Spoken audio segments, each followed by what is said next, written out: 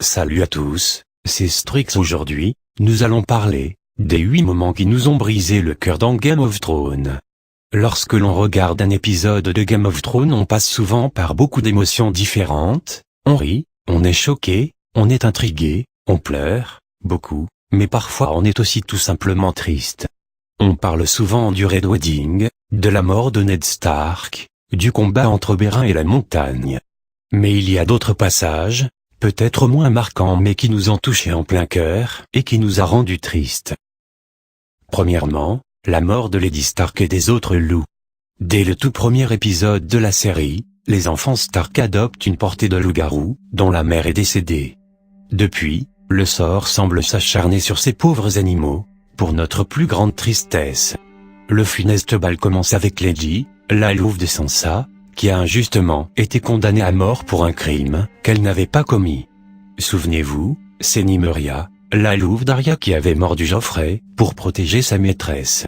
On avait ainsi pu découvrir le vrai visage du personnage le plus détesté de toute la série, et probablement de toutes les séries confondues.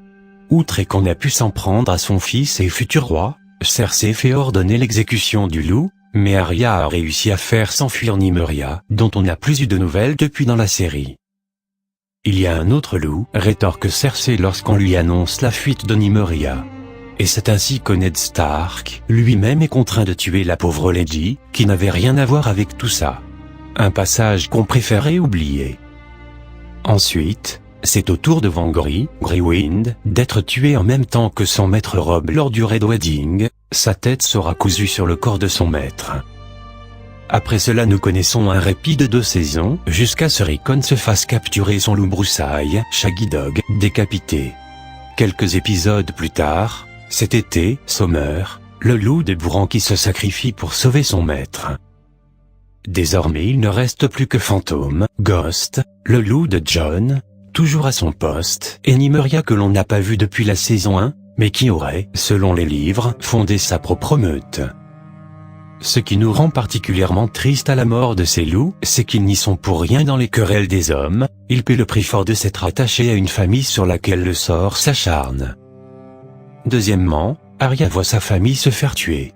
Lors de l'exécution de Ned Stark, nous avions le cœur brisé, et c'était d'autant plus difficile de voir la réaction de ces 2 filles dont Arya, qui, ayant à peine le temps de pleurer la mort de son père, qu'elle doit se faire passer pour un garçon, et part vers le mur. Chemin faisant, elle finit par tomber entre les mains du limier, qui veut la livrer à sa mère et son frère aîné Robb contre une rançon. Malheureusement, ou heureusement peut-être, ils arrivent trop tard et Arya subit le spectacle de son frère décapité, la tête de son loup cousu sur ses épaules. Arya possède une sacrée force d'esprit, pour supporter la vision de sa famille massacrée sous ses yeux par 2 fois. On comprend après cela comment elle devient un assassin de sang-froid, mais on oublie souvent qu'en réalité il s'agit d'une petite fille, qui aura vu et vécu des choses terribles. Troisièmement, la mort de Khal Drogo. Lors d'un combat, Drogo se blesse à la poitrine, mais n'y prête pas attention, selon lui ce n'est qu'une coupure. Daenerys le supplie de se faire soigner par Mirri Maz Duur, ce qu'il va finir par accepter. Malheureusement la plaie s'infecte et Drogo finit par tomber de son cheval, un très grand déshonneur pour un Dothraki. Prête à tout pour sauver son époux, Daenerys s'adonne à la magie de sang et échange la vie de son fils, qui est encore dans son ventre, Rhaego contre celle de Khal Drogo. Mirri Maz Duur tient sa parole, mais rend à la future mère des dragons une coquille vide, son mari ne parle plus, ne ressent plus rien, ne communique plus, il est juste vivant. Mirri Maz Duur a en fait trahi Daenerys, pour se venger de l'attaque sur son village. Le cœur brisé, Daenerys se résout à étouffer son mari à l'aide d'un coussin. Une bien triste mort pour ce grand chef, qui finit déshonoré et abandonné par ses hommes. Quatrièmement, le procès de Tyrion.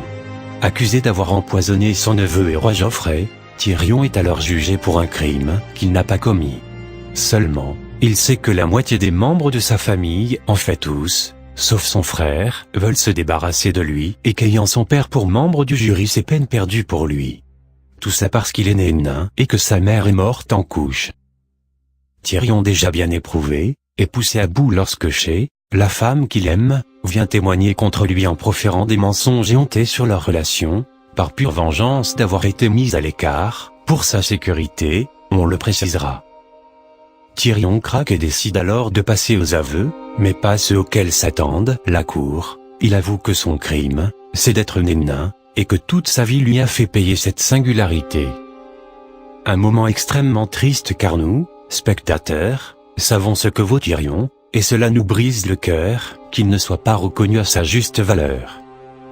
Cinquièmement, la mort d'Aemon. Aemon Targaryen est le maître de Château Noir, il sert la garde de nuit depuis plus de 60 ans. Malgré sa vieillesse et sa cécité, il sera un précieux allié de Jon et Sam car il est respecté au sein de la garde. Malheureusement, la vieillesse le rattrapant, sa santé se dégrade et il finit alité, aux côtés de Sam et Gilly qui veillent sur lui. Dans un dernier souffle il s'exclame « Œuf, j'ai rêvé que j'étais vieux ». Œuf, c'est le surnom de son frère qui n'était nul autre que Aegon Targaryen, roi des 7 royaumes et grand-père de Daenerys. On est forcément triste à la mort de ce personnage si bienveillant. Sixièmement, la mort de Myrcella. Il y a peu de personnages totalement innocents dans Game of Thrones, et pour cause, c'est un univers bien dangereux pour eux. Myrcella faisait partie de ces innocents, douce jeune fille, même sa propre mère, Cersei se demande comment elle peut être aussi inoffensive en grandissant dans un environnement pareil. Après tout, c'est une Lannister. Myrcella va donc payer de son innocence en mourant dans les bras de son père biologique, empoisonné par Ellaria qui veut venger la mort de son cher et tendre Oberyn. Juste avant de mourir, elle avoue à son père qu'elle connaît la vérité sur son identité et en est très fière.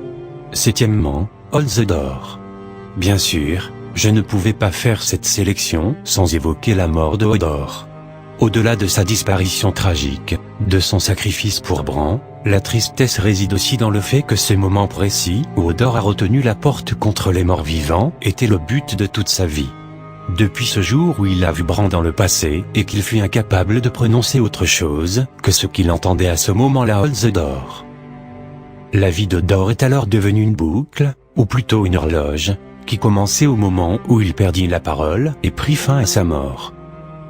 Et vous, quelle scène vous a le plus choqué? Dites-le moi en commentaire. Merci d'avoir regardé la vidéo, n'hésitez pas à vous abonner pour plus de vidéos et mettre un j'aime merci.